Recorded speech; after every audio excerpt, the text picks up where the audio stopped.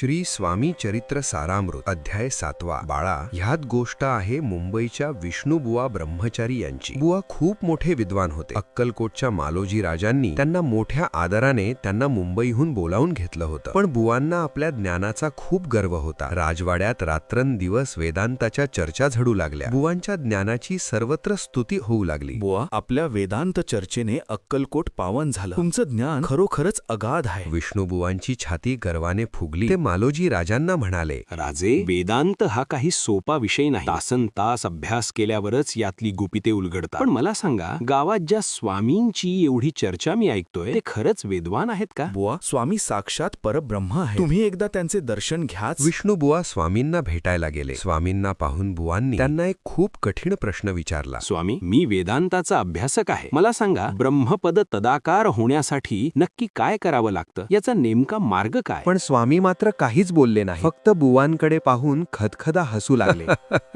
स्वामींचं हे वागणं पाहून विष्णुबुवा पुटपुटू लागले. काय हे? मी एवढा गहन प्रश्न विचारला आणि हे फक्त हसतायत. तर मला वेडा संन्यासी दिसतोय. लोकांना उगीच भुरळ पडलीये याने. याला तर कशाचंच ज्ञान नाही. चला निघूया इथून. त्या रात्री बुवा राजदरबारात झोपलेले असताना एक प्रसंग घडला. बुवा अचानक झोपेत अस्वस्थ झाले. त्यांना विचित्र स्वप्न दिसू लागलं. त्यांना दिसलं की त्यांच्या अंगावर असंख्य विंचू सडले आहेत. त्यातल्या एका महाविषारी विंचवाने बुवांना जोरात डंख मारला.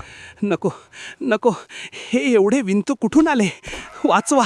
अरे बापरे, डंक मारला, मेलो मी, वाचवा! बुवा खडबडून जागे झाले. त्यांचं हृदय धडाधडा उडू लागलं. भीतीपोटी त्यांच्या तोंडून शब्द फुटेना. त्यांच्या शेजारी निजलेल्या पारशी मित्रांनी त्यांना कसंबासं सावरलं. बुवा, काय झालं? एवढे का ओरडताय? शांत व्हा बुवा, पाणी प्या. तुमचं शरीर तर पूर्ण थंड पडलंय. खूप खूप भयंकर स्वप्न होतं ते. असंख्य विंचू माझ्या अंगावर चढले होते. तो डंख अजूनही टोचतोय असं वाटतंय.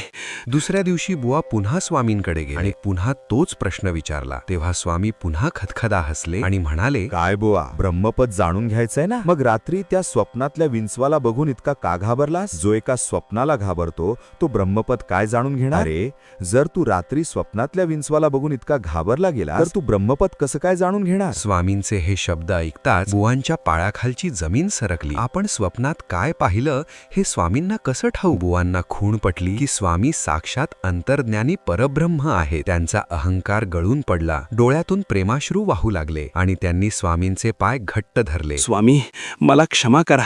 मी अज्ञानी होतो. माझं स्वप्न तुम्हाला कसं समजलं? आपण साक्षात अंतर्ज्ञानी आहात. माझा अहंकार गळून पडलाय. मला वाचवा स्वामी. ज्या बुवांना स्वामी आधी वेडे वाटत होते तेच आता स्वामींचे अनन्य भक्त झाले. येऊ नको.